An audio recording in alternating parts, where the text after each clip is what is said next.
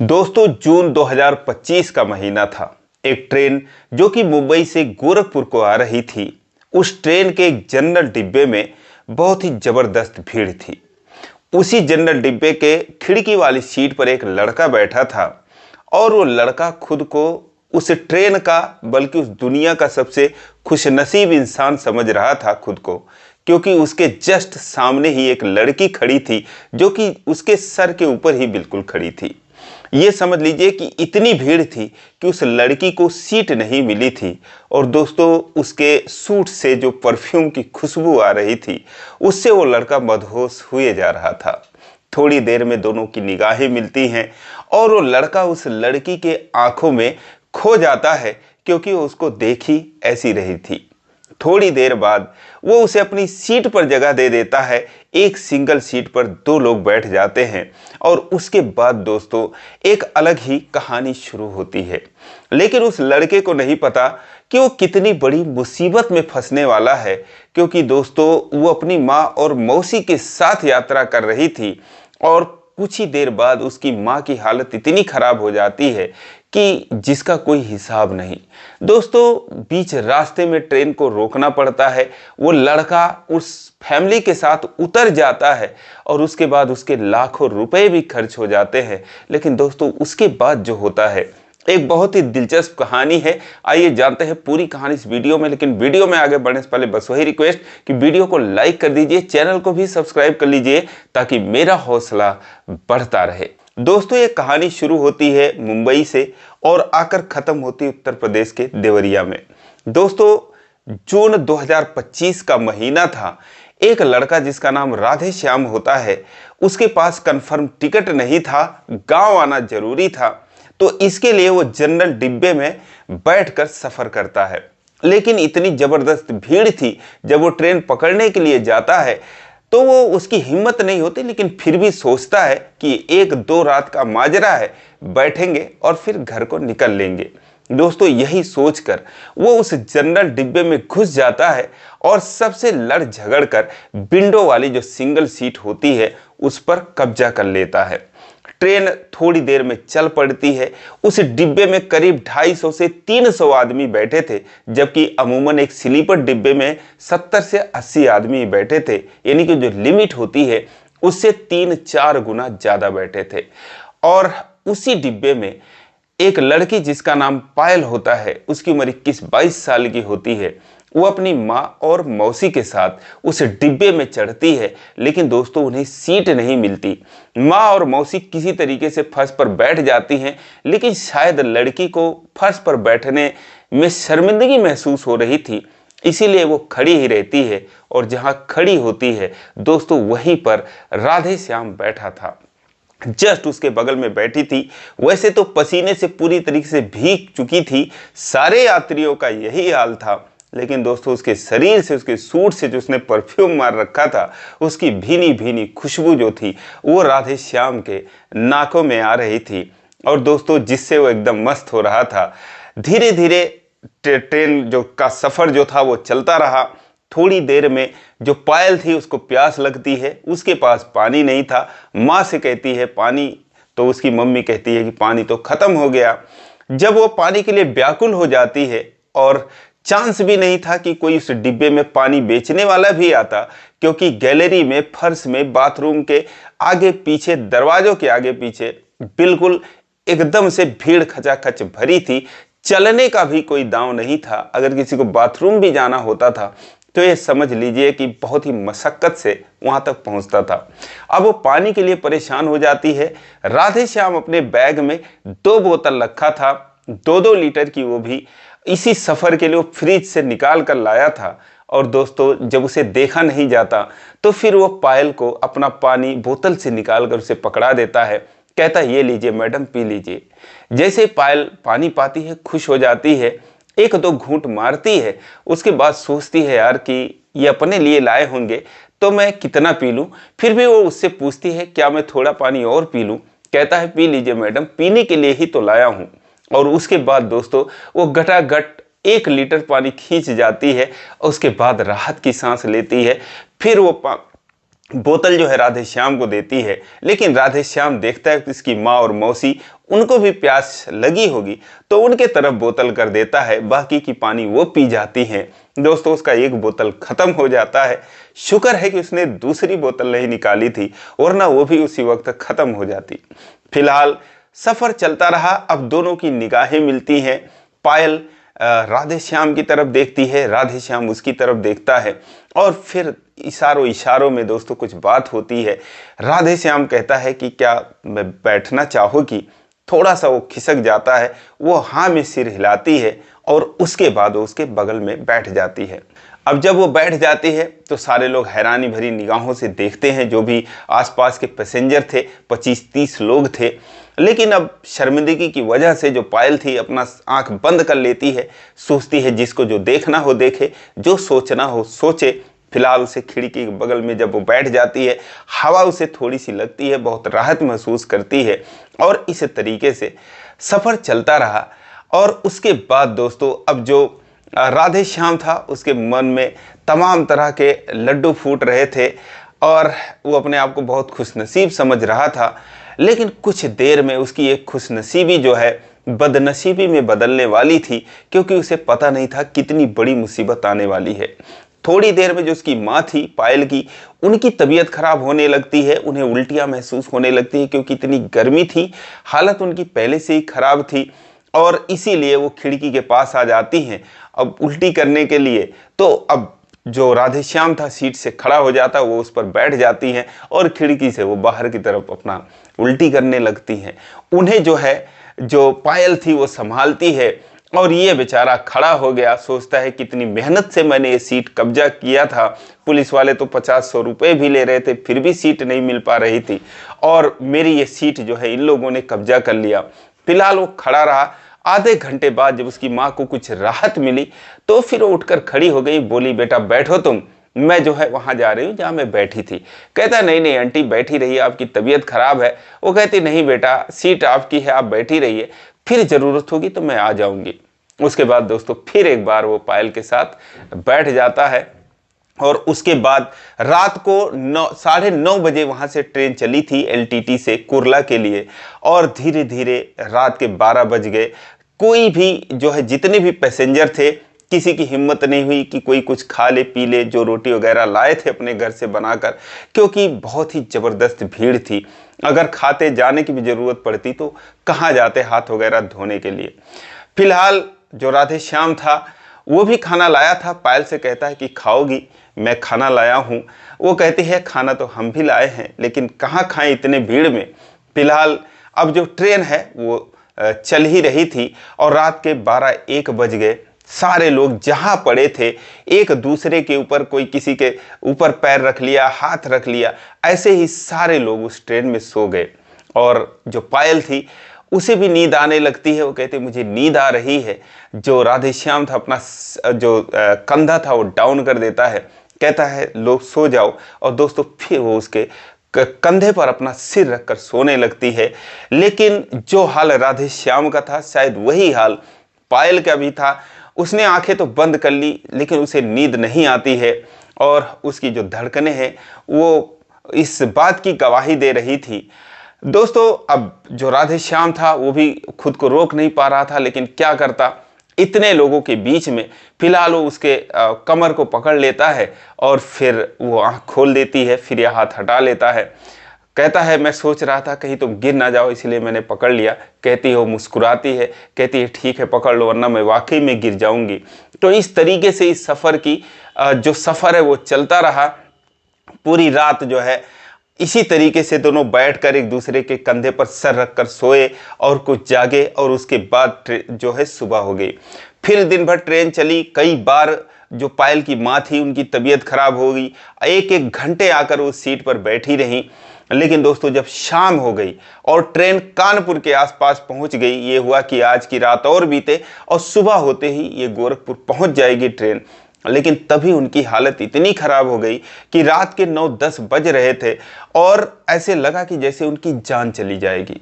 अब जब इतनी हालत खराब हो गई तो राधे श्याम ने पायल से कहा कि ये जो जनरल डिब्बा होता है औरतों के लिए नहीं होता, आप लोगों को इसमें नहीं आना चाहिए था। और आंटी की जो हालत है वो भीड़ की वजह से खराब हुई है, गर्मी की वजह से खराब हुई है। लेकिन वो कहती है कि ऐसी बात नहीं है कि हम जनरल से ही आते जाते हैं, हम स्लीपर से आते जाते हैं, लेकिन नहीं मिला जब टिकट तो फिर मजबूरी थी और इसीलिए हमको जो है हर हाल में जाना था, तो इसीलिए हम जनरल डिब्बे से आ रहे हैं।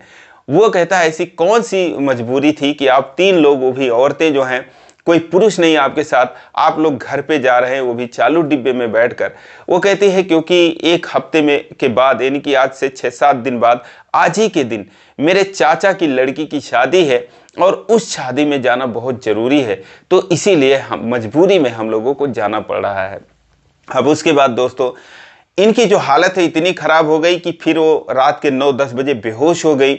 और उसके बाद फिर पायल जो है वो रोने लगी, चीखने चिल्लाने लगी, उसकी मौसी परेशान हो गई। वो कहने लगी अरे कोई मेरी माँ को बचाओ और कोई ट्रेन रुकवाओ और कुछ तो करो, कोई हॉस्पिटल पहुँचाओ, कोई डॉक्टर बुलाओ, क्या कोई इसमें डॉक्टर है। लेकिन दोस्तों कौन ऐसा डॉक्टर रहेगा जो जनरल डिब्बे में बैठकर सफ़र करेगा। दोस्तों फिलहाल अब वो इतना परेशान हो जाती है और बार बार जो है राधे श्याम से कहती है कि कुछ करो कुछ करो, क्योंकि दोनों को, पायल को राधे श्याम पर पूरा भरोसा था कि ये कुछ कर सकता है। कहता है ठीक है घबराओ नहीं, मैं कुछ करता हूँ। और दोस्तों वो जो है जाकर जो चेन थी ट्रेन रोकने वाली, चेन पुलिंग कर देता है, ट्रेन को रोक देता है। उसके बाद कहता है तुम लोग उतर जाओ, जो होगा देखा जाएगा। लेकिन वो कहती है कि नहीं आप भी उतर जाओ, आप भी मेरे साथ चलो, मुझे बहुत डर लग रहा है, पता नहीं क्या होगा, मेरी मम्मी बचेंगी या नहीं बचेंगी, प्लीज़ और मेरी मदद करो, फिर हम लोगों के साथ चले जाना, अपने घर चले जाना। दोस्तों राधे श्याम भी उसका साथ नहीं छोड़ना चाहता था, क्योंकि उन दोनों में इतना लगाव हो चुका था। और उसके बाद वो भी उनके साथ उतर जाता है और फिर वहाँ से एक टैक्सी पकड़ते हैं। वहाँ से कानपुर कुछ ही दूर था, कानपुर एक हॉस्पिटल में जाते हैं जहाँ पर डॉक्टर जांच पड़ताल करते हैं और कहते हैं भाई इनको तो हार्ट अटैक हुआ है, इनकी एंजियोप्लास्टी करनी पड़ेगी। अब दोस्तों पैसे भी नहीं थे, क्योंकि जो है ये तीनों महिलाएं थी, इनके पास कुछ नहीं था। फिलहाल जो राधे श्याम था दोस्तों वो अच्छा पैसे कमाता था, मुंबई में 30-40 हज़ार रुपये महीने कमाता था, तो उसके अकाउंट में पड़े थे 1-2 लाख रुपए। वो कहता है डॉक्टर साहब आप इलाज करिए, जितना पैसा लगेगा मैं लगाऊंगा। और दोस्तों करीब 1.5 लाख रुपए उसने जो है एंजियोप्लास्टी के लिए दे दिया और पायल की माँ का इलाज हुआ।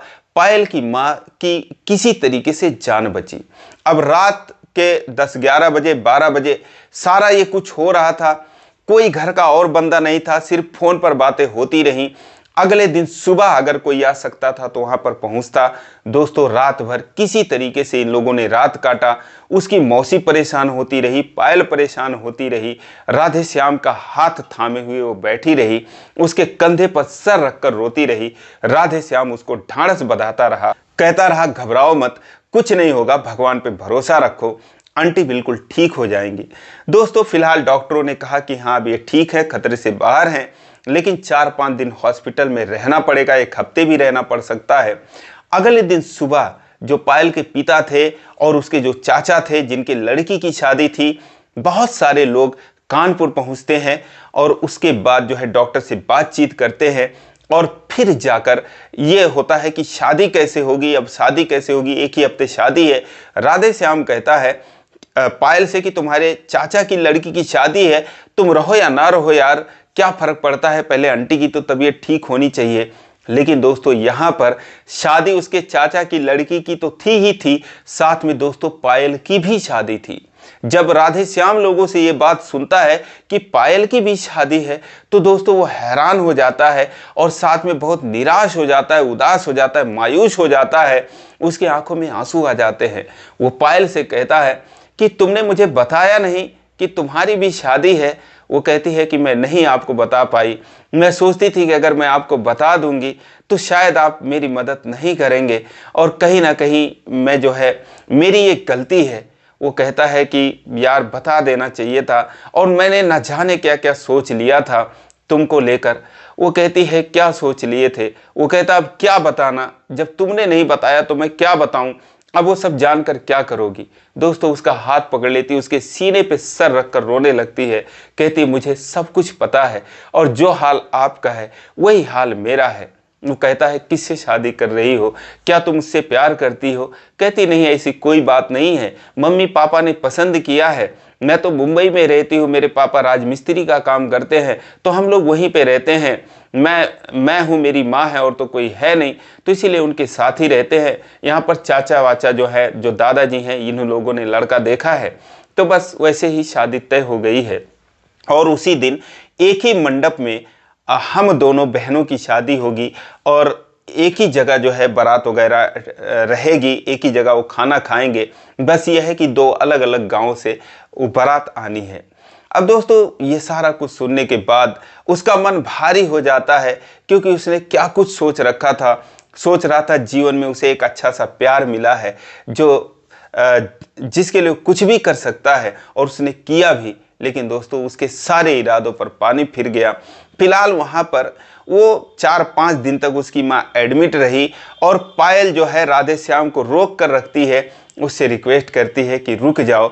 और इस तरीके से इन दोनों में लगाव हो चुका था कि राधे श्याम भी वहाँ से जाने का नाम नहीं ले रहा था। अपने घर पे फ़ोन कर दिया कि मैं कहीं पर हूँ और मैं आऊँगा 1 हफ्ते बाद। वहाँ से दोस्तों अब डॉक्टर जो है उसे 1 हफ्ते बाद छुट्टी देने वाले थे, लेकिन शादी एकदम करीब आ चुका था और शादी की सारी तैयारियां जो है उसके चाचा कर रहे थे, अपने लड़की का भी जिसका नाम निशा होता है और साथ में पायल का भी। तो कह देते हैं कि मैं दोनों बारात का इंतजाम करके रखूंगा और तुम लोग चिंता मत करो, बस शादी वाले दिन भी अगर आ जाओगी तो शादी हो जाएगी। लेकिन दोस्तों अब शादी से 2 दिन पहले ही डॉक्टर से रिक्वेस्ट करते हैं, सारी बात बताते हैं, तो डॉक्टर फिर इनको छुट्टी दे देते हैं। ये लोग जाते हैं अपने घर पे, देवरिया जाते हैं। वहाँ पर अब ये लोग एक सबसे मिलते हैं, हालचाल होता है और उसके बाद फिर जो राधे श्याम था वो कहता है ठीक है मैं जा रहा हूँ। पायल कहती है क्यों जा रहे हो। उसके आंखों में आंसू आ जाते हैं, कहता है मैं रुककर क्या करूंगा, यहाँ पर मेरा क्या काम है। वो कहती है नहीं प्लीज मत जाओ। वो कहता है कि मैं क्या करूंगा यहाँ पर रुककर, और तुम तो जा ही रही हो। दोस्तों वो कहती है किस्मत में जो लिखा होता है वही होता है, और मुझे पता है कि आप मुझे कितना प्यार करते हो, मैं भी आपसे बहुत प्यार करती हूँ। जो पैसे आपने दिए हैं पिताजी तो आपको दे देंगे, लेकिन आपने जो एहसान किया है वो शायद ज़िंदगी भर मैं नहीं चुका पाऊंगी, और मैं जहाँ भी रहूँगी, जैसे भी रहूँगी, आपको याद करती रहूँगी। लेकिन प्लीज़ आप 2 दिन और रुक जाओ, बस मेरी शादी हो जाए उसके बाद चले जाना। दोस्तों वो रुक जाता है और उसके बाद वो दिन बीतता है। अगला दिन होता है, बारात आती है। दोनों बारात आती है अलग अलग गाँव से, धूमधाम से एक ही जगह रुकती है। और उसके बाद जो बाराती थे, पायल के ससुराल वाले थे, उन्होंने जब ये बात हुई थी, उसकी माँ बीमार थी पायल की, तो पायल के पिता ने कहा था उन लोगों से कि आप लोग चाहें तो शादी मैं टाल सकता हूँ, लेकिन उन्होंने कहा था कि नहीं भाई साहब, हम कम बाराती लेकर आएंगे, जो भी आप इंतजाम कर सकेंगे कर देना, लेकिन शादी उसी डेट पर होगी। तो इसीलिए वो लोग उसी दिन आए थे बारात लेकर। लेकिन दोस्तों अपने वादे से मुकर जाते हैं, क्योंकि वो कहते हैं कि आपने इंतजाम नहीं किया, हमारी बेइज्जती हुई। फिर पायल के पिता जो है वो कहते हैं कि भाई साहब आप ही ने तो कहा था कि थोड़ा बहुत कम भी इंतजाम रहेगा तो हम मैनेज कर लेंगे, तो इसीलिए मैं कर नहीं पाया। आप जान ही रहे मैं कितना परेशान था, मेरी पत्नी किसी तरीके से बची है, तो भाई साहब हाथ जोड़ता हूँ और आप लोग जो है माफ़ कर दीजिएगा, थोड़ी बहुत कमी तो है ही। फिलहाल ये हुआ कि चलो ठीक है, शादी करने से मतलब है और बहू से मतलब है। उसके बाद दोस्तों किसी तरीके से फिर वो लोग मानते हैं। अब दोनों जो बारात थी वो जाती है, अलग अलग जयमाल स्टेज लगा था बगल में ही।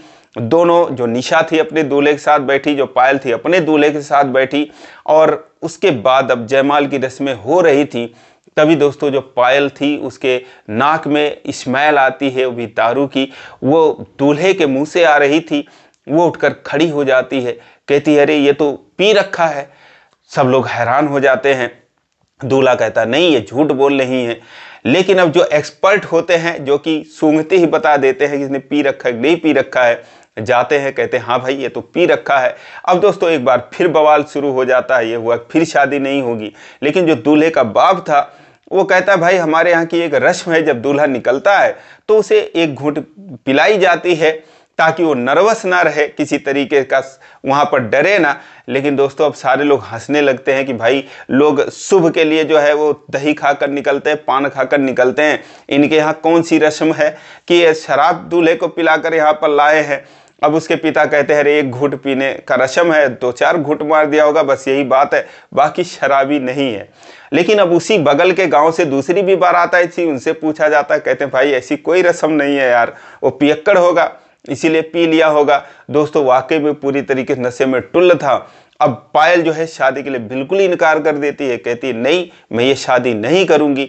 एक तरफ निशा की शादी हो रही थी, दूसरी तरफ पायल के शादी में बवाल हो जाता है। उसके बाद पुलिस आती है, पुलिस भी जब जांच करती है तो पाती है ना सिर्फ दूल्हा पी रखा है, उसका बाप भी पी रखा है, भाई भी पी रखा है, सारे के सारे पियक्कड़ हैं।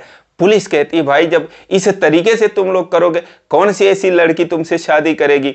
ये लड़की अगर मना कर रही है तो ठीक ही कर रही है, और तुम लोग जो लेन देन है अपना यहीं पर समझौता कर लो, वरना जो है FIR करेंगे तुम लोगों के ऊपर। फिलहाल वो बारात जो है बैरंग लौट जाती है, जो भी समझौता था लेन देन करके। और इधर निशा की दोस्तों शादी होती है, सुबह होती है, निशा की विदाई हो जाती है, और जो पायल थी दोस्तों वो वैसे की वैसे रह जाती है। लेकिन जब पायल घर में बैठकर रो रही थी कि ये हुआ कि उसके पिता का इतना नुकसान हो गया, शादी नहीं हुई, तो फिर उसके पास राधे श्याम जाता है, उसका हाथ पकड़कर रोने लगती है। राधे श्याम तो खुश हो रहा था कि चलो ये शादी नहीं हुई, क्या पता मेरा प्यार मुझे मिल जाए।